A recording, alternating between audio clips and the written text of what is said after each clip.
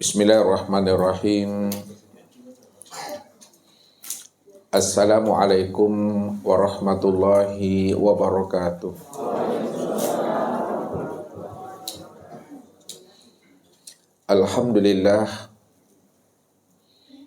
Alhamdulillahilladzi nawwir qulubana binuri ma'rifati wal yakin wa adkhilna ma'al awliya'i was solihin. Wassalatu wassalamu ala sayyidina Muhammadin Nabi Sayyidil Mursalin wa ala alihi wa sahbihi rasulillahi ajma'in. Faqala Allahu ta'ala fil Qur'anil Karim, A'udzu billahi minasyaitonir rajim. Bismillahirrahmanirrahim. Sanurihim ayatina fil afaq wa fi anfusihim hatta yatabayyana lahum annahul haq. Wa bil ardi ayatul lil mukminin wa fi anfusikum afala tubsirun. Sadaqallahul azim. Bapak Ibu, saudara-saudaraku dan anak-anak kami jamaah Tauhid Rabbani, para muhibbin dan para pencari Tuhan yang dirahmati Allah.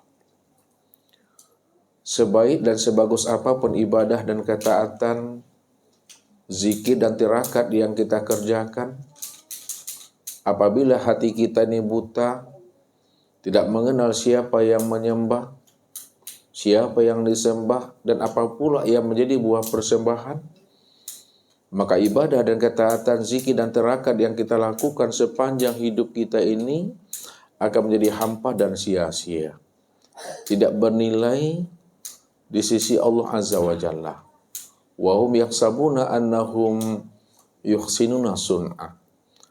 Mereka mengira dan menyangka bahwa mereka telah melakukan amal ibadah dan ketaatan, zikir dan tirakat yang terbaik, padahal mereka tidak sadar bahwa mereka telah tertipu dengan diri dan amal mereka. Inilah yang disebut namanya amal fata morgana. Dia mengira dan menyangka dia telah melakukan amal yang terbaik di hadapan Allah, padahal dia sudah tertipu dengan amal dan dirinya. Itu disebabkan karena dia tidak mengenal siapa yang menyembah dan siapa pula yang disembah. Lalu apa buah persembahannya? Makanya baginda Rasul Nabi Muhammad sallallahu alaihi wasallam mengingatkan akan umatnya ini. Apa kata beliau? La tasihul ibadah illa bima'rifatil ma'bud. Tidak sah ibadah yang kita lakukan kalau kita tidak mengenal Allah yang kita ingat. Kita tidak mengenal Allah yang kita ibadati. Kalaupun dia mengenal Allah, Allah yang dia kenal itu baru sebatas mengenal nama, huruf, dan tulisan. Belum mengenal wujud diri yang punya nama. Padahal al-ismu wal musamma wahid. Nama dengan wujud diri yang punya nama itu esa. Ini artinya Bapak Ibu, nama dengan dirinya tidak pernah berpisah cerai. Seperti yang namanya mik. Kalau kita katakan namanya mik, mesti jelas orangnya. Kalau kita katakan namanya air aqua, jelas orangnya. Kalau kita sebut namanya tisu, jelas orangnya. Kalau kita sebut namanya meja, juga jelas orangnya. Begitulah kita sebenarnya. Kalau kita mengenal Allah, mesti kenal wujud dan dirinya.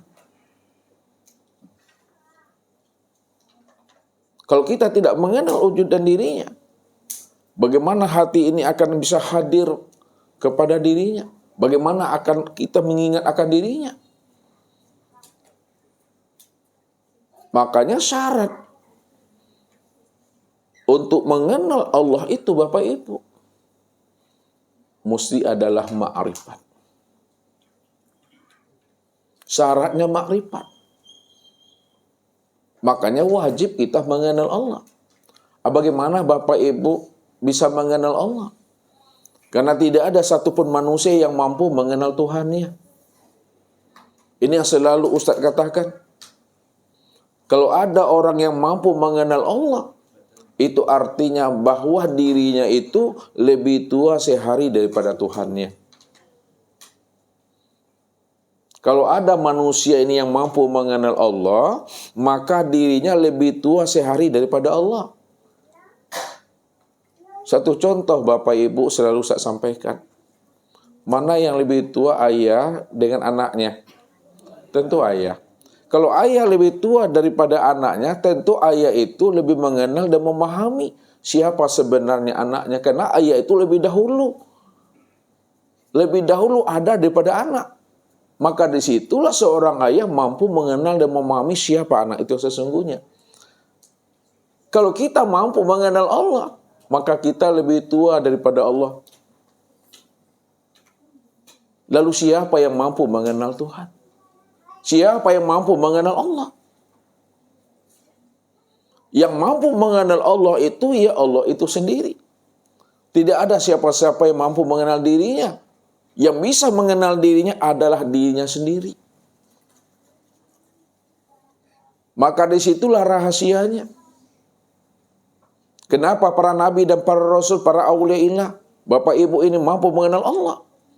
Karena Allah lebih dahulu memperkenalkan dirinya kepada hambanya. Disitulah hamba itu mampu mengenal akan Tuhannya.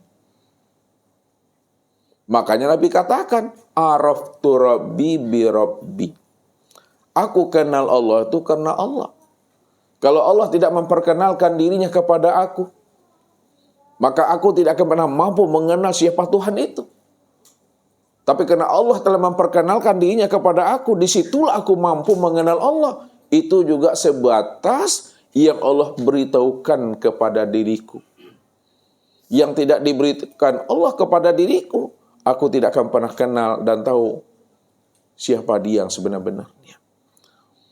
Maka disitulah rahasianya, Allah lebih awal, Allah lebih dahulu memperkenalkan dirinya sebelum Allah memperdukan ibadah dan ketaatan solat itu kepada diri kita.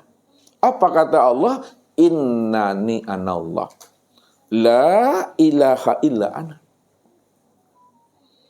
Sesungguhnya diriku ini adalah Allah. La ilaha illa ana. Tidak ada yang nyata, tidak ada yang wujud. Melainkan yang nyata dan yang wujud itu, dahulu, sekarang, dan yang akan datang, adalah aku, kata Allah. Maka Allah yang awal, Allah yang akhir, Allah yang zahir, Allah yang batin. Tidak ada yang awal, melainkan yang awal itu adalah Dia. Tidak ada yang akhir, melainkan yang akhir itu adalah Dia. Tidak ada yang zahir dan yang batin, melainkan yang zahir dan yang batin itu adalah Dia. Karena Dialah Bapak Ibu semata-mata yang wujud dan yang ada itu. Sebelum adanya kata ada, Dia sudah lebih dahulu ada sebelum kata ada itu ada. Makanya pernah baginda Rasul ditanya oleh sahabat, Aina kana Rabbuna qabla ayyahluqal khalq ya Rasulullah? Di mana keberadaan Allah, Rabb kami ya Rasulullah, sebelum Allah itu menciptakan sesuatu? Di mana keberadaan Allah? Kalau belum ada sesuatu, kalau belum ada namanya alam, kalau belum ada namanya makhluk, kalau belum ada namanya nur, aina kana Rabbuna qabla ayyahluqal khalq? Di mana keberadaan Allah sebelum adanya segala yang ada ini? Maka disitulah Rasulullah menjelaskan tentang keberadaan Allah sebelum adanya segala yang ada ini. Apa kata beliau? Sesungguhnya Allah itu, keberadaan dirinya fil amak, ma tahtahu hawaun wala fauqahu hawaun. Sesungguhnya keberadaan Allah itu sebelum adanya segala yang ada, sebelum adanya segala yang wujud, sebelum adanya nur itu, fil amak, Allah itu berada dalam keadaan kelam. Dia tidak di bawah dan Dia tidak di atas. Dia tidak pernah bisa disebut dan dijangkau oleh kata-kata dan ilmu pengetahuan. Dia dalam keadaan gelap, dalam keadaan kesunyian, dalam keadaan kesendirian, dalam keadaan hampa dan kosong. Kosong di dalam ketiadaan. Maka disitulah orang-orang kasar menjelaskan tentang keberadaan Allah itu, karena Allah itu fil amak, dalam keadaan kelam.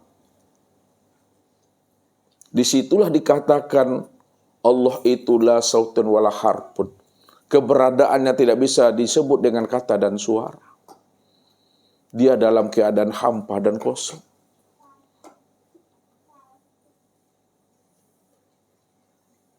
Ini yang dikatakan puncak daripada kesadaran Tuhan itu. Tidak bisa Bapak Ibu menerangkan dan menjelaskan tentang keberadaan dirinya itu. Bukan Allah dikatakan ruang yang kosong.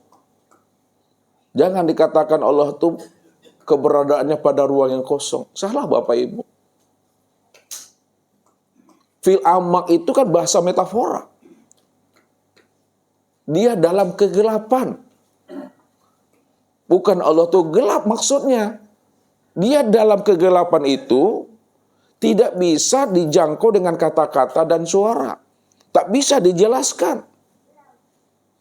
Dalam kehampaan, dalam ketiadaan, kosong di dalam kehampaan itu. Ini yang dikatakan namanya makom Tuhan. Makom la sautun wala harpun, makom la ta'ayin. Tidak bisa dijelaskan Bapak Ibu. Itu yang disebut namanya hakikat rahasia diri Tuhan itu.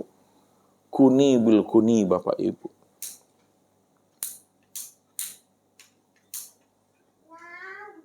Kalau Allah tidak menjelaskan akan rahasia dirinya itu, bagaimana para nabi dan rasul bisa paham? Bagaimana para aulia bisa mengerti tentang rahasia akan dirinya itu? Jadi kalau kita bisa kenal Allah, para nabi kenal Allah, itu Allah yang memperkenalkan dirinya kepada orang yang dia pilih Bapak Ibu. Makanya jangan dibatasi ilmu Allah itu dengan pengetahuan kita. Jangan dibatasi rahasia Allah itu dengan pemahaman kita. Karena Allah itulah sirul asrar, rahasia di balik rahasia. Tapi dia nyata Bapak Ibu. Nah, bagaimana cara kita menjelaskannya itu? Perlulah kita mengungkapkannya dengan kata-kata. Tapi jangan dipahami sebatas kata-kata itu, tapi pahamilah makna yang tersirat di balik kata-kata itu. Ma yakhruju baina syafatain ilal isyarati wal iktibar. Apa yang keluar dari dua bibir ini? Ini hanyalah menunjukkan satu isyarat dan iktibar saja. Tapi pahamilah di balik kata-kata yang keluar dari dua bibir ini. Di situ Ustaz selalu mengatakan kepada Bapak Ibu, pandai-pandailah kita meniti di atas kalam Ustaz ini. Memahaminya. Dia mengambilnya dengan rasa Bapak Ibu. Tak bisa dengan logika dan akal, tak mampu Bapak Ibu. Dipahami dengan kesadaran.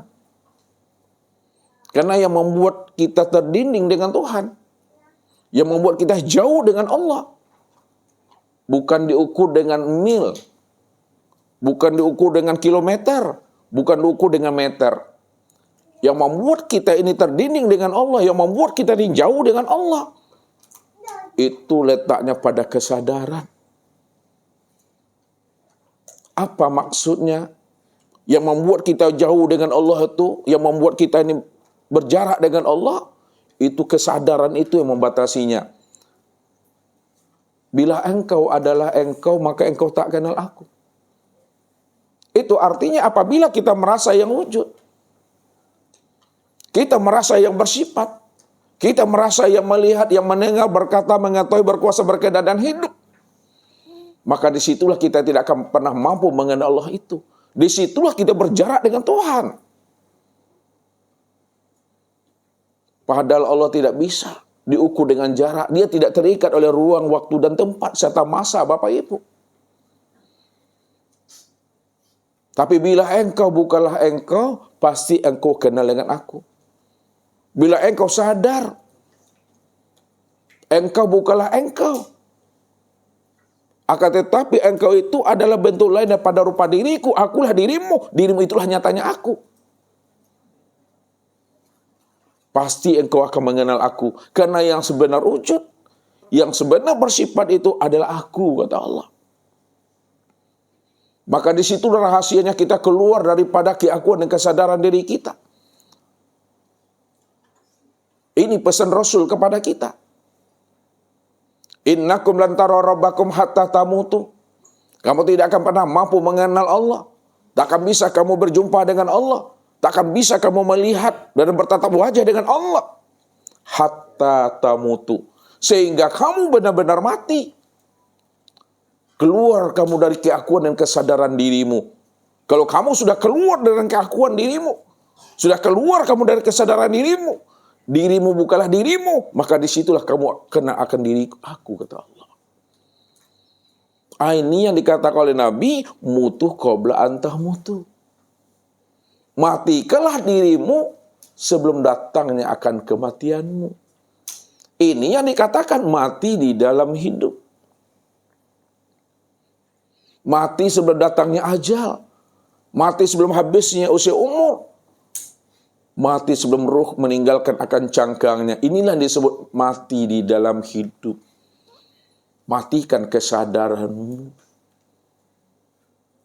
Kalau sudah mati kesadaran kita, maka sadar Allah yang ada lagi di sana. Innani anallah la ilaha illa ana. Sesungguhnya diriku ini Allah. Dahulunya, sekarang dan akan datang. Tidak ada satupun yang mampu menyertai diriku, kata Allah. Ini yang dikatakan oleh Rasul. Karena Allah lam yakun say'an ma'ahu. Sesungguhnya Allah itu sedia. Sebelum adanya yang ada, dia sudah sedia. Dia sudah dahulu ada. Kalau dia sedia sudah dahulu ada, Bapak Ibu, lam yakun say'an ma'ahu. Maka tidak ada yang bisa menyertai Tuhan. Tidak ada yang menyamai Tuhan itu. Disitulah rahasianya Allah itu adalah qidam. Qiyamuhu binafsihi wahdaniyah itu, Bapak Ibu. Karena dia adalah sedia, dia adalah qidam, dia qiyamuhu binafsihi. Tidak bisa dijelaskan dengan kata-kata. Maka keberadaannya itu yang dikatakan dengan amak itu. Dalam kegelapan itu. Gelap yang tidak bisa dijelaskan itu maksudnya Bapak Ibu. Tapi dia nyata Bapak Ibu. Ini yang katakan la sautun wala harfun itu. Jadi sebelum kita mendirikan ibadah sholat. Sebelum kita berzikir. Sebelum kita bertirakat. Wajib kita kenal Allah itu. Kalau tidak bagaimana Bapak Ibu ibadah kita ini nggak akan ada ruhnya, tidak akan ada jiwanya, tidak akan ada napasnya Bapak Ibu. Ibadah tidak ada haru, ibadah yang tidak ada napas, ibadah tidak ada jiwa, itu ibadah yang mati. Kalau ibadah itu tidak mati, maka tidak ada rasa. Kalau tidak ada rasa, tidak ada nikmat di situ. Maka ibadah yang kita lakukan selama kita tidak ada rohnya, zikir yang kita lakukan selama tidak ada jiwa dan napasnya, itu yang katakan ibadah ritual atau ibadah rutinitas. Hanya gerakkan tubuh saja Bapak Ibu, berdiri, ruku, sujud dan duduk, tapi tidak ada ruh, jiwa dan napasnya. Ruh, jiwa dan napas ibadah itu adalah musyahadah, pengenalan diri kepada Allah.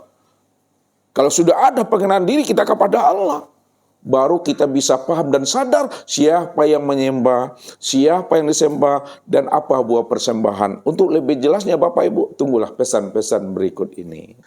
Nah, jadi Bapak Ibu, ya, sebagus apapun ibadah kita, sebaik apapun ketaatan kita, zikir dan tirakat yang Bapak Ibu kerjakan, kalau hati kita masih buta, tidak mengenal siapa yang menyembah dan siapa yang disembah dan apa buah persembahan, maka ibadah kita selama ini menjadi ibadah yang hampa dan sia-sia, tidak bernilai di sisi Allah.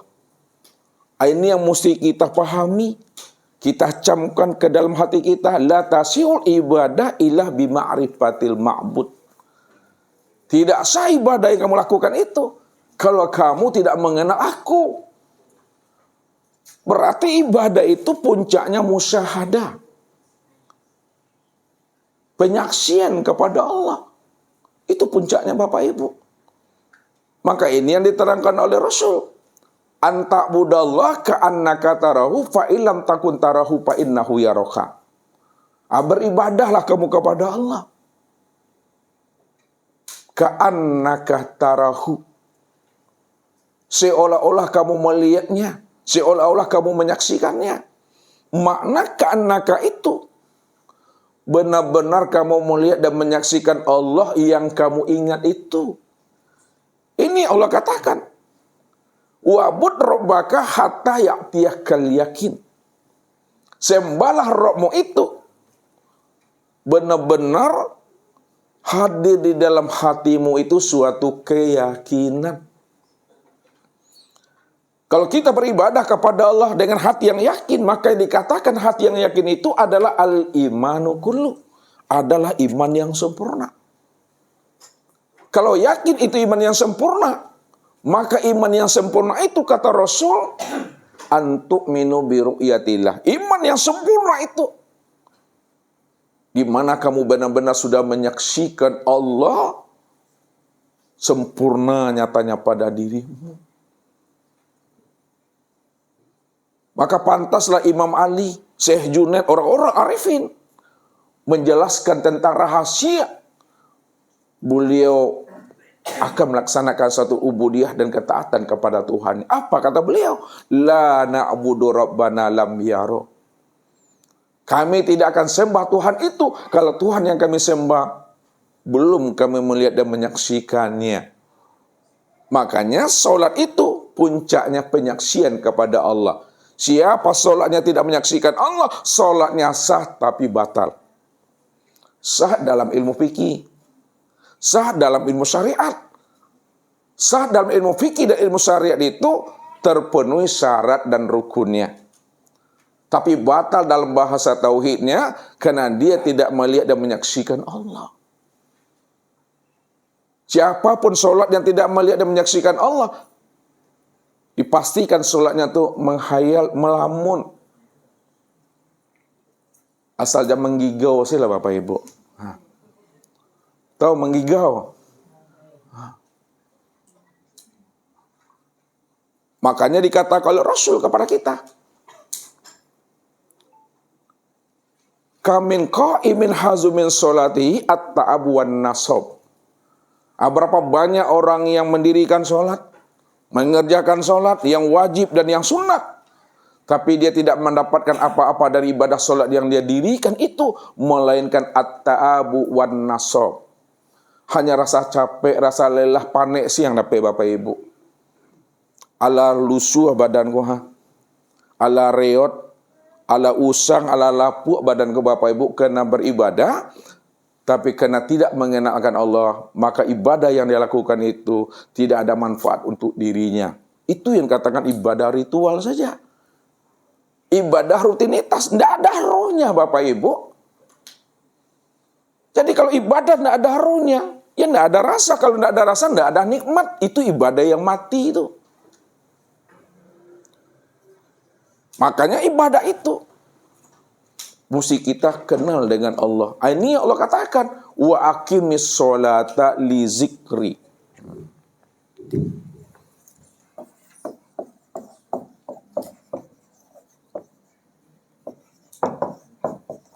Bisa Bapak Ibu baca tulisan ini?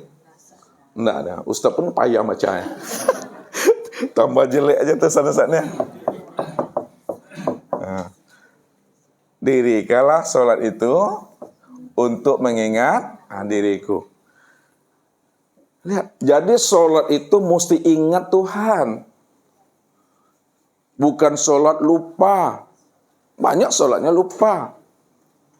Bukan sholat yang ingat. Ya.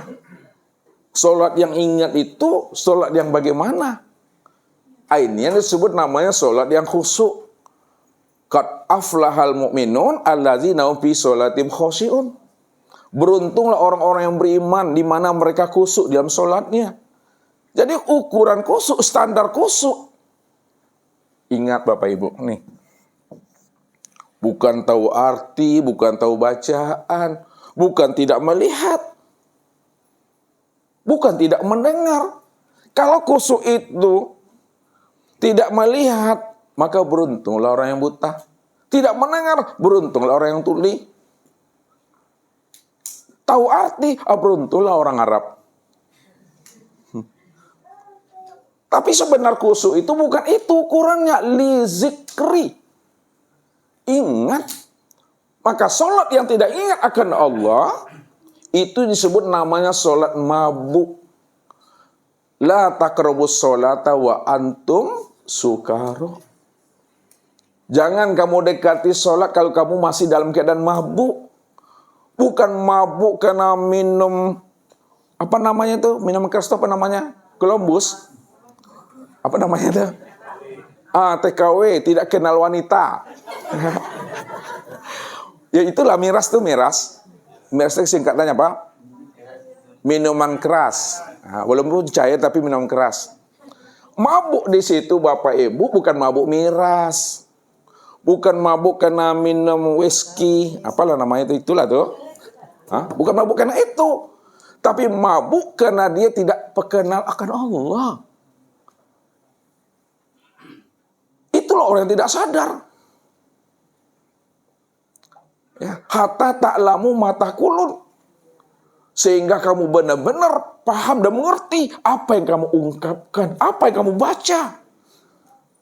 Jadi kalau orang mabuk nggak paham dia Bapak Ibu apa yang bacanya, tak sadar dia apa yang disebutnya. Baru sholatnya itu sah benar-benar. Kalau sholatnya itu tidak mabuk lagi, dah sadar dia. Siapa yang sebenarnya yang berdiri tegak betul itu? Siapa sebenarnya yang ruku, yang sujud, yang duduk? Siapa sebenarnya yang berkata itu? Itu tidak lagi katakan mabuk itu. Jadi kita mesti paham. Sholat itu mesti ingat. Syarat ingat ini adalah ma'rifatullah. Syarat ingat nih ma'rifatullah. Kenal dulu Allah. Kalau Bapak Ibu sudah kenal Allah, ya, maka orang yang kenal Allah itulah sebenarnya orang yang liqo. Apa liqo tuh? Basobo Bapak Ibu. Lihat tahu basobo? Basuwo. Berjumpa, bertemu. Tuh. Jadi syaratnya itu makrifat tuh liqo lah tuh dah. Tak mungkin dia makrifat kalau belum berjumpa. Syarat liqo, syarat berjumpa itu mesti musyahadah. Apa musyahadah? Menyaksikan. Ya, dia berjumpa Tuhan katanya. Tapi dia belum menyaksikan, bohong rupanya itu. Orang kalau jumpa Allah itu pasti menyaksikan tuh. Hakikat musyahadah penyaksian itu adalah muwajahah. Apa muwajahah? Bertatap wajah. Bertatap muka. Siapa yang telah bertatap wajah dengan Allahnya? Hari ini, saat ini, detik ini, maka akan terjadi namanya apa? Halo? Akan terjadi namanya fana. Siap-siap Bapak Ibu akan mati. Ya? Cepat Bapak Ibu makrifat, cepat pula matinya. Mau Bapak Ibu cepat mati? Mau, alhamdulillah. Yang tidak mau mati, tidak bisa makrifat. Jadi kalau ingin makrifat, syaratnya apa tuh? Mati. Bahasa ustadznya, syarat makrifat le namo Bapak Ibu berhenti jadi orang. Itu maksudnya tuh. Man arafa rabbau pasadal jasad. Siapa yang sudah jumpa Tuhannya, Siapa yang sudah menyaksikan Tuhannya, siapa yang telah bertatap wajah dengan Tuhannya, fasadal jasad, maka dirinya hapus, dirinya karam, dirinya sirna. Ketika dirinya fana, hapus, lenyap dan sirna, maka hakikat fana itu adalah, inilah hakikatnya baqo.